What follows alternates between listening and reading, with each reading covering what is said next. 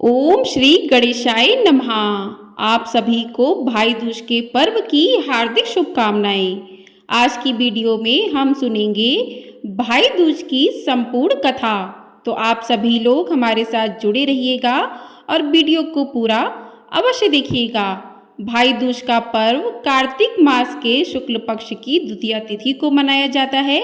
इसे यम द्वितीया भी कहते हैं। तो इस दिन बहनें अपने भाई को तिलक करके उनकी लंबी आयु और खुशहाली जीवन की कामना करती हैं। कहते हैं कि यह पर्व भाई बहन के अटूट रिश्ते का प्रतीक है। तो साल 2024 में भाई दूज का पर्व 3 नवंबर दिन रविवार को मनाया जाएगा।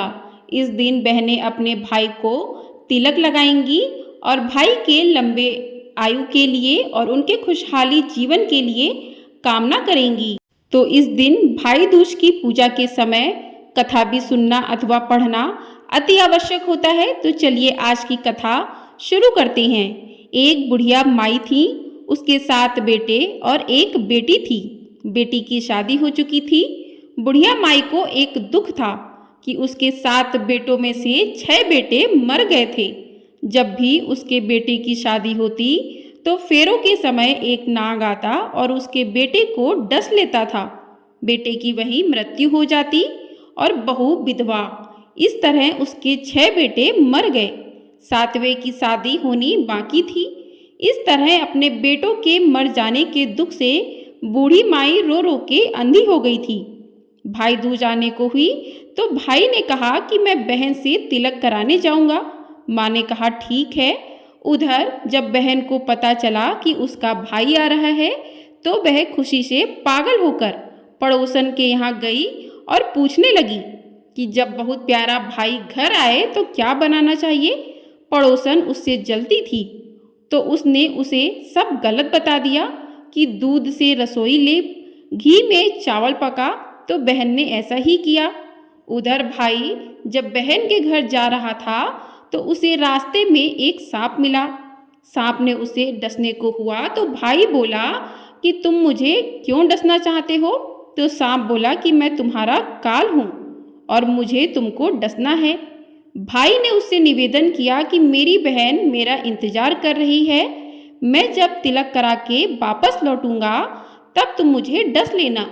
इस पर सांप बोला कि भला आज तक कोई अपनी मौत के लिए लौट के आया है जो तुम आने के लिए कह रहे हो। तो भाई ने कहा कि अगर तुझे यकीन नहीं है तो तुम मेरे झोले में बैठ जा। इस पर भाई ने कहा कि अगर तुझे मुझ पर विश्वास नहीं तो मेरे झोले में बैठ जा। सांप ने ऐसा ही किया। बहन के घर जब भाई आया तो वह बहुत खुश हुई। भाई बोला कि बहन जल्दी से खाना दे, बड़ी भूख लगी है। अब बहन खाना कैसे दे, क्योंकि पड़ोसन के बताए अनुसार दूध से लीप कर रसोई सूखी नहीं और घी में चावल पके नहीं। तब भाई ने कहा कि बहन इतनी देर क्यों लग रही है, तू क्या पका रही है। ऐसे में भाई ने बहन को पूरा तरीका बताया कि गोबर से रसोई लीप, दूध में चावल पका। बहन ने ऐसा ही किया। खाना खा के भाई को बहुत जोर की नींद आने लगी। इतने में बहन के बच्चे आ गए। बोले मामा मामा हमारे लिए क्या लाए हो। भाई बोला कि मैं कुछ नहीं ला पाया। इस पर बच्चों ने मामा का झोला ले लिया और खोल कर देखा तो उसमें सांप की जगह हीरे का हार था। अगले दिन भाई बोला कि अब मुझे जाना है, मेरे लिए खाना रख दे। बहन ने उसके लिए लड्डू बना के एक डब्बे में रख दिए। भाई कुछ दूर जाकर थक कर एक पेड़ के नीचे सो गया। उधर बहन के जब बच्चों को भूख लगी तो माँ से कहा कि खाना दे दो। माँ ने कहा खाना अभी बनने में देर है। तो बच्चे बोले कि मामा को जो रखा है वही दे दो। तो वह बोली कि लड्डू बनाने के लिए बाजरा पीसा था, वही बचा पड़ा है, चक्की में जाकर खा लो। बच्चों ने देखा कि चक्की में तो सांप की हड्डियां पड़ी हैं। यही बात माँ को आकर बताई तो वह पागल सी होकर भाई के पीछे भागी। सभी से पूछती कि किसी ने मेरे भाई को देखा, किसी ने मेरा भाई देखा। तब एक ने बताया कि कोई लेटा तो है पेड़ के नीचे, देख ले वह तो नहीं है तेरा भाई। भागी भागी पेड़ के नीचे पहुंची, अपने भाई को नींद से उठाया। भैया भैया, तूने मेरे लड्डू तो नहीं खाए? तब बहन ने भाई से कहा कि मैं भी घर तक तेरे साथ चलूंगी। कुछ दूर जाने पर उसे एक बुढ़िया मिली, जिसने बताया कि तेरे भाई पर संकट है। तेरे 6 भाई मर गए और अब 7वें की शादी होने पर यह भी मरेगा। बहन ने बहुत प्रार्थना करने पर उस बुढ़िया से भाई के बचाने का रास्ता पूछ लिया। बहन भाई के पास आकर बोलने लगी, तू तो जलेगा, कुटेगा, मरेगा। भाई चौंक गया, पर उसे कुछ समझ नहीं आया। इसी तरह दोनों भाई बहन माँ के घर पहुँच गए। थोड़े समय के बाद भाई के लिए सगाई आने लगी। उसकी शादी तय हो गई। जब भाई को सेहरा पहनाने लगे तो वह बोली, इसको क्यों सेहरा बंधेगा? सेहरा तो मैं पहनूंगी, ये तो जलेगा, मरेगा। बहन ने देखा उसमें कलंगी की जगह सांप का बच्चा था। बहन ने उसे निकाल के फेंक दिया। सभी लोग बहन की तारीफ करने लगे। अब जब भाई घोड़ी चढ़ने लगा तो बहन फिर बोली, ये घोड़ी पर क्यों चढ़ेगा? घोड़ी पर तो मैं बैठूंगी, ये तो जलेगा, मरेगा। सबने उसे घोड़ी पर चढ़ने दिया। अब जब बारात चलने को हुई तब बहन बोली कि पहले इस दरवाजे से मैं निकलूंगी, ये तो पीछे के रास्ते से जाएगा। दरवाजे से तो मैं निकलूंगी। जब तक दरवाजे के नीचे से जा रही थी तो दरवाजा अचानक से गिरने लगा। रास्ते में ऐसे करते करते फेरों का समय आ गया। जब दुल्हन आई तो उसने दुल्हन के कान में कहा कि अब तक तो मैंने तेरे पति को बचा लिया, अब तू ही अपने पति को और साथ ही अपने मरे हुए जेठों को बचा सकती है। फेरों के समय एक नाग आया। वो जैसे ही दूल्हे को डसने को हुआ, दुल्हन ने उसे एक लोटे में भर के ऊपर से प्लेट से बंद कर दिया। थोड़ी देर बाद नागिन लहराती हुई लहर लहर करके आई। दुल्हन से बोली कि तू मेरा पति छोड़। दुल्हन बोली, पहले तू मेरा पति छोड़। नागिन ने कहा, ठीक है, मैंने तेरा पति छोड़ा। दुल्हन, ऐसे नहीं, पहले 3 बार बोल। नागिन ने 3 बार बोला, फिर बोली कि अब मेरे पति को छोड़। दुल्हन बोली कि एक मेरे पति से क्या होगा? हंसने बोलने के लिए जेठ का भी तो होना चाहिए, एक जेठ भी छोड़। नागिन ने जेठ के प्राण भी दे दिए। फिर दुल्हन ने कहा, एक जेठ से लड़ाई हो गई तो एक और जेठ, वो विदेश चला गया तो तीसरा जेठ भी छोड़। इस तरह एक एक करके दुल्हन ने अपने 6 जेठ जीवित करा लिए। उधर रो रो कर बुढ़िया का बुरा हाल था कि अब तो मेरा 7वां बेटा भी बाकी बेटों की तरह मर जाएगा। गांव वालों ने उसे बताया कि उसके 7 बेटा और बहुएं आ रही हैं। तो बुढ़िया बोली, अगर ये बात सच हो तो मेरी आंखों की रोशनी वापस आ जाए और मेरे सीने से दूध की धार बहने लगे। ऐसा ही हुआ। अपने सारे बहू बेटों को देखकर वह बहुत खुश हुई। बोली, यह सब तो मेरी बावली का किया है। कहाँ है मेरी बेटी? सब बहन को ढूंढने लगे। देखा तो वह भूसे की कोठरी में सो रही थी। जब उसे पता चला कि उसका भाई सही सलामत है तो वह अपने घर को चली। उसके पीछे पीछे सारी लक्ष्मी भी जाने लगी।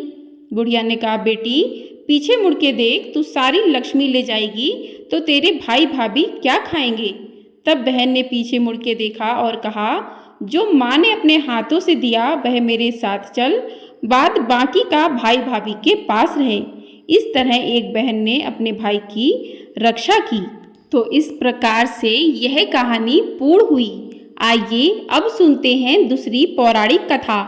भाई दूज के संबंध में पौराणिक कथा इस प्रकार से है कि सूर्य की पत्नी संज्ञा से 2 संतानें थीं, पुत्र यमराज तथा पुत्री यमुना। संज्ञा सूर्य का तेज सहन न कर पाने के कारण अपनी छाया मूर्ति का निर्माण कर उन्हें ही अपने पुत्र पुत्री को सौंपकर वहां से चली गई। छाया को यम और यमुना से अत्यधिक लगाव तो नहीं था, किंतु यमुना अपने भाई यमराज से बड़ा स्नेह करती थी। यमुना अपने भाई यमराज के यहाँ प्रायः जाती और उनके सुख दुख की बातें पूछा करती तथा यमुना यमराज को अपने घर पर आने के लिए भी आमंत्रित करती थी, किंतु व्यस्तता तथा अत्यधिक दायित्व के कारण वे उसके घर न जा पाते थे। एक बार कार्तिक शुक्ल पक्ष द्वितीया को यमराज अपनी बहन यमुना के घर अचानक जा पहुँचे। बहन के घर जाते समय यमराज ने नरक में निवास करने वाली जीवों को मुक्त कर दिया। बहन यमुना ने अपने सहोदर भाई का बड़ा आदर सत्कार किया, विविध व्यंजन बनाकर उन्हें भोजन कराया तथा भाल पर तिलक लगाया। जब वे वहां से चलने लगे तब उन्होंने यमुना से कोई भी मनोवांछित वर मांगने का अनुरोध किया। यमुना ने उनके आग्रह को देखकर कहा कि भैया, यदि आप मुझे वर देना ही चाहते हैं तो यही वर दीजिए कि आज के दिन प्रतिवर्ष आप मेरे यहाँ आया करेंगे और मेरा आतिथ्य स्वीकार किया करेंगे। इसी प्रकार जो भाई अपनी बहन के घर जाकर उसका आतिथ्य स्वीकार करेगा तथा इस दिन जो बहन अपने भाई को टीका करके भोजन खिलाएंगी, उसे आपका भय नहीं रहेगा। इसी के साथ उन्होंने यह भी वरदान दिया कि यदि इस दिन भाई बहन यमुना नदी में डुबकी लगाएंगे तो वे यमराज के प्रकोप से बचे रहेंगे। यमुना की प्रार्थना को यमराज ने स्वीकार कर लिया। तभी से भाई बहन का यह त्योहार मनाया जाने लगा। इस प्रकार से आज की यह कथा पूर्ण होती है। भाई दूज का त्योहार का मुख्य उद्देश्य भाई बहन के मध्य सद्भावना तथा एक दूसरे के प्रति निष्कपट प्रेम को प्रोत्साहित करना है। भैया दूज के दिन ही 5 दिनों तक चलने वाले दीपावली उत्सव का समापन भी हो जाता है। इस दिन अगर अपनी बहन ना हो तो ममेरी, फुफेरी या मौसेरी बहनों को उपहार देकर ईश्वर का आशीर्वाद प्राप्त कर सकते हैं।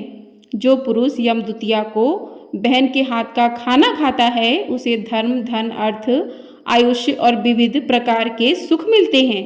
साथ ही यम द्वितीया के दिन शाम को घर में बत्ती जलाने से पहले घर के बाहर 4 बत्तियों से युक्त दीपक जलाकर दीपदान करना भी फलदायी माना गया है।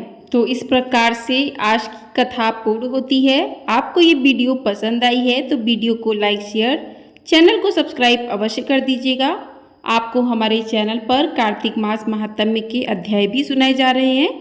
यदि आप इन अध्यायों को सुनना चाहते हैं तो चैनल को सब्सक्राइब करके बेल आइकन प्रेस कर दीजिएगा ताकि आपको सभी वीडियो समय से प्राप्त हो सके और आप सभी वीडियो समय से सुन सकें। इसी के साथ आज की वीडियो को करते हैं यहीं पर समाप्त। मिलते हैं अगली वीडियो में। जय श्री गणेशाय नमः।